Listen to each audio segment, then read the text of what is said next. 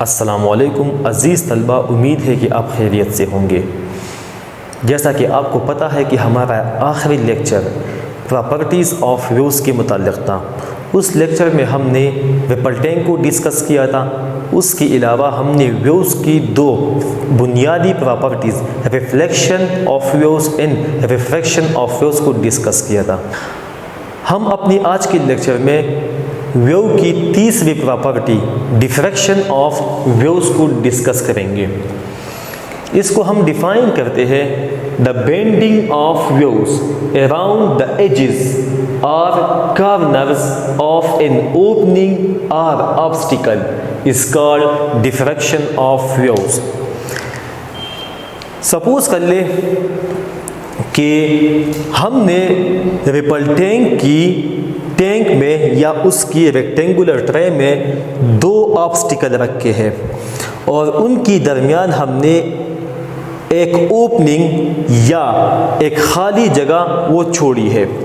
तो यहाँ पर ये जो आपको दिखाई दे रही है तो ये ओपनिंग हो गई या होल हो गया और ये दो ऑब्स्टिकल्स हो गए।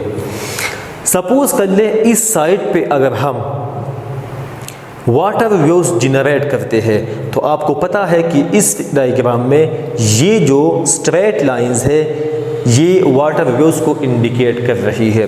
तो जब ये वेव्स इन ऑब्स्टिकल पे फॉल होंगे तो वेव्स का जो पोर्शन ऑब्स्टिकल के ऊपर फॉल होगा तो ये ऑब्स्टिकल उन वेव्स को ब्लॉक कर देंगे या वो रिफ्लेक्ट हो जाएंगे, वो ऑब्स्टिकल की दूसरे साइड पे नहीं आ सकती।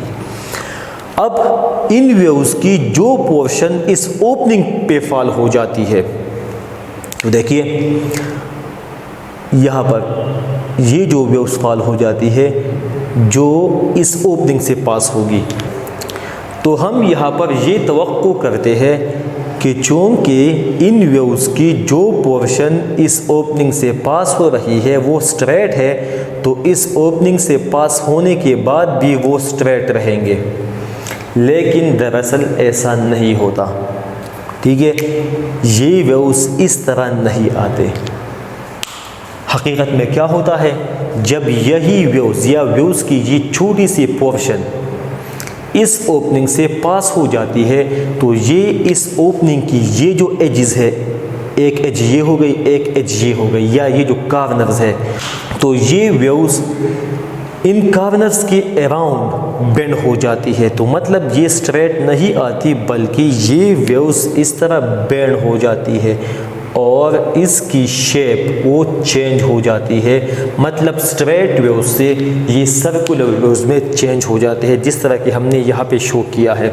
इसमें आप देख सकते हैं कि ये इंसिडेंट वेव्स आ गई। ये इंसिडेंट वेव का वो स्ट्रेट पोर्शन है जो ओपनिंग से पास हो रहा है और इस साइड पे जो ग्रीन वेव्स मैंने शो किए हैं तो ये ग्रीन वेव्स डिफ्रैक्टेड वेव्स है। मतलब जब वही स्ट्रेट वेव्स इस ओपनिंग से पास हो जाती है तो वो इस तरह सर्कुलर शेप लेती है, क्योंकि ये इस ओपनिंग की जो एजेस है तो उसके अराउंड ये बेंड हो जाती है। इस फिनोमेना को कहते हैं diffraction of waves. Diffraction of waves के लिए एक कंडीशन है, वो कंडीशन ये है diffraction occurs if the size of the opening is comparable to the wavelength of waves. Diffraction उस केस में पॉसिबल है जब ओपनिंग की ये जो साइज है अगर ये वेवलेंथ ऑफ द वेव्स के साथ कंपेरेबल हो। यहाँ पे लफ्ज़ मैंने कंपेरेबल लिखा है। कंपेरेबल का मतलब ये है कि जब वेवलेंथ और ओपनिंग का साइज वो एक दूसरे के करीब हो, अगर एग्जैक्ट इक्वल हो तब भी पॉसिबल है, लेकिन अगर इनकी वैल्यूज़ में थोड़ा सा चेंज हो तो तब भी डिफ्रैक्शन हो सकती है। इसके लिए इन दोनों का एग्जैक्टली इक्वल होना लाजमी नहीं है, सिर्फ कंपेरेबल हो तो डिफ्रैक्शन पॉसिबल है। अब डिफ्रैक्शन किस केस में ज़्यादा प्रोमिनेंट होगी या इसकी पैटर्न किस केस में सबसे ज़्यादा अच्छी फॉर्म होगी, तो उसके लिए कंडीशन ये है the diffraction pattern is prominent when the size of the opening is smaller than the wavelength of the waves. अगर इस ओपनिंग की साइज वो वेवलेंथ से कम होगी तो उस केस में डिफ्रैक्शन पैटर्न बहुत अच्छा बनेगा, और अगर इस ओपनिंग की साइज वेवलेंथ से ज़्यादा होगी तो उस केस में जो डिफ्रैक्शन पैटर्न फॉर्म होगा वो वीक होगा, उसमें ये कर्वेचर इतनी अच्छी नहीं होगी। अब ज़रा आप इस फिगर को देख लें। इस फिगर में आप देख सकते हैं कि ये जो ओपनिंग की साइज है तो ये वेवलेंथ वैसे हम यहाँ पर जो है ना इन दो लाइंस की दरमियान ये जो डिस्टेंस है इसी वेवलेंथ कहते हैं। तो आप देख सकते हैं कि ये वेवलेंथ और ये ओपनिंग की जो साइज़ है ये कंपेरेबल है, ठीक है। और इसके अलावा साइज़ ऑफ द ओपनिंग वो वेवलेंथ से थोड़ी सी कम मैंने शो की है, तो इस केस में डिफ्रैक्शन पैटर्न प्रोमिनेंट फॉर्म हो रही है या अच्छी फॉर्म हो रही है। अब अगर हम इस ओपनिंग की साइज़ को बढ़ा दें,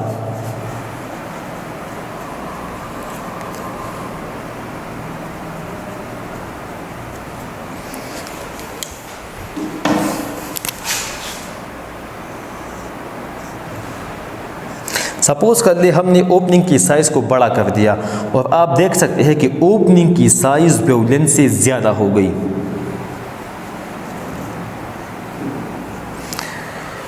तो जब ये वेव्स इससे पास होंगे तो डिफ्रैक्शन पैटर्न बहुत वीक होगा। तो इस केस में डिफ्रैक्शन कुछ इस तरह होगी।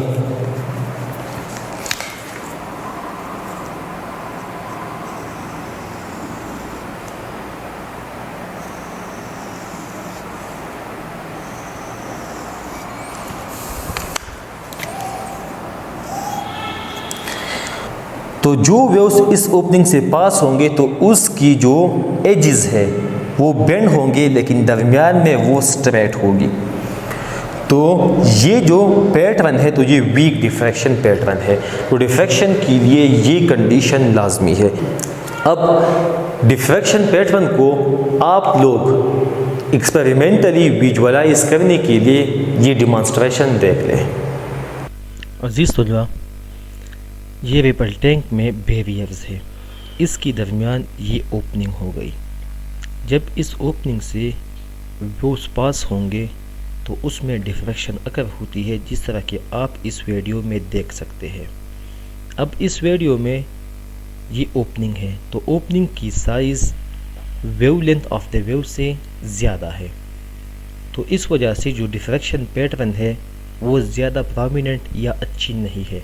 आप देख सकते हैं कि साइड्स पे यहाँ बेंडिंग ख़ास नहीं है, सिर्फ यहाँ दरमियान में थोड़ी सी बेंडिंग आपको दिखाई देगी। तो ये लेस प्रोमिनेंट डिफ्रैक्शन पैटर्न हो गया। अजीज़ तुलबा, अगर हम ओपनिंग की साइज़ को कम कर दें, जैसा कि आप वीडियो में देख सकते हैं, सपोज़ कर ले अगर ओपनिंग की ये साइज़ इस केस में वेव्स की वेवलेंथ के साथ कंपेरेबल है या उससे स्मॉल हो गई, तो इस केस में जो डिफ्रैक्शन पैटर्न है वो ज़्यादा प्रोमिनेंट या अच्छी हो जाती है। जिस तरह कि आप वीडियो में देख सकते हैं कि इस केस में जो वेव्स है वो कंप्लीट सर्कल्स फॉर्म कर रही है, तो इसे कहते हैं मोर प्रोमिनेंट डिफ्रैक्शन पैटर्न। अब हमने ओपनिंग की साइज़ को बड़ा कर दिया तो आप देख सकते हैं कि डिफ्रैक्शन की पैटर्न वो कमज़ोर हो गई। अजीज़ तलबा, आप लोगों ने इस डिमॉन्स्ट्रेशन में देखा कि जब हम ओपनिंग की साइज़ को चेंज करते हैं तो उसकी वजह से डिफ्रैक्शन की पैटर्न में भी चेंज आता है। अब मैं आपको डेली लाइफ में डिफ्रैक्शन ऑफ वेव्स की कुछ एग्जांपल्स देता हूँ। सपोज़ कर ले कि हम इस क्लास में बैठे हैं और इस कॉलेज के बाहर रोड पे एक गाड़ी जा रही है और वो नॉइज़ पैदा कर रही है, जैसा कि ऑटो रिक्शा पैदा करती है। तो हम उस गाड़ी को देख नहीं सकते, लेकिन उसकी आवाज़ हम इस क्लास में सुन सकते हैं। तो उसकी आवाज़ जो हम सुन सकते हैं तो ये डिफ्रैक्शन की वजह से मुमकिन है। जब साउंड वेव्स वो इन दीवारों से, इन ऑब्स्टिकल से टकराती है और या इन दीवारों में जो होल्स मौजूद होते हैं in the form of ventilators, door या विंडोज, तो साउंड वेव्स की वेवलेंथ उन ऑब्स्टिकल्स या ओपनिंग के साथ कंपेरेबल होती है, जिसकी वजह से साउंड वेव्स उन ऑब्स्टिकल के अराउंड या ओपनिंग्स के अराउंड बेंड हो जाती है और वो इस कमरे तक पहुंच जाती है। सपोज कर ले अगर इस कमरे के साथ जो अटैच दूसरा कमरा है या इस बिल्डिंग में अगर हम म्यूज़िक ऑन कर लें तो उसकी आवाज़ सारे बिल्डिंग में सुनाई देती है, तो वो भी डिफ्रैक्शन की वजह से मुमकिन है। अब आप ज़रा यहाँ पर देखिए, अगर ये वेव्स इस ओपनिंग से पास होने के बाद अगर ये बेंड नहीं होते, सपोज कर ले अगर ये वेव्स बिल्कुल सीधे जाते,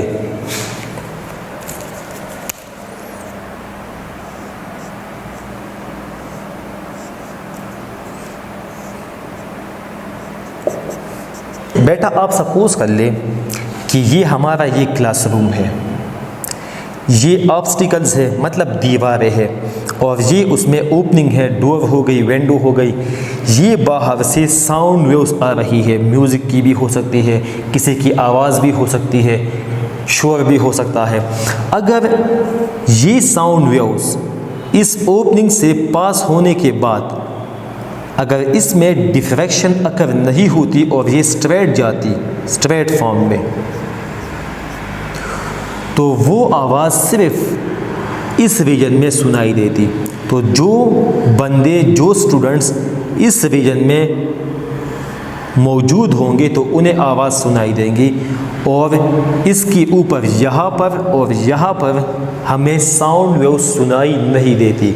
लेकिन प्रैक्टिकली आपको पता है कि जब बाहर से आवाज़ आती है तो वो इस क्लास की हर एक पोजीशन पे या हर एक पॉइंट पे सुनाई देती है, क्योंकि जब ये साउंड वेव्स इस ओपनिंग से पास हो जाती है तो ये वेव्स स्ट्रेट फॉर्म से सर्कुलर फॉर्म में चेंज हो जाती है और इस क्लासरूम के या इस रीजन के हर एक पॉइंट तक पहुंच जाती है। तो ये डिफ्रैक्शन ऑफ साउंड वेव्स हो गया, जो हमारी डेली लाइफ में बहुत ज़्यादा कॉमन है, इतना कॉमन है कि हम इसको इग्नोर करते हैं और इसकी वजह से ये बाहर से जो आवाज़ आती है तो वो इस रूम में हर पॉइंट तक पहुंच जाती है। तो बेटा ये टॉपिक कंप्लीट हो गया और इसके साथ ही हमारा चैप्टर भी कंप्लीट हो गया। अगर आपको इस टॉपिक में कोई मसला हो तो आप मुझसे कांटेक्ट कर सकते हैं। Thanks for watching and good bye.